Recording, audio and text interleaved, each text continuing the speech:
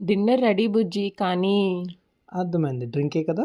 అవును. ఏదైనా రిఫ్రెషింగ్‌గా, చిల్డ్‌గా కావాలి. ఓకే. 2 మినిట్స్‌లో తెస్తా.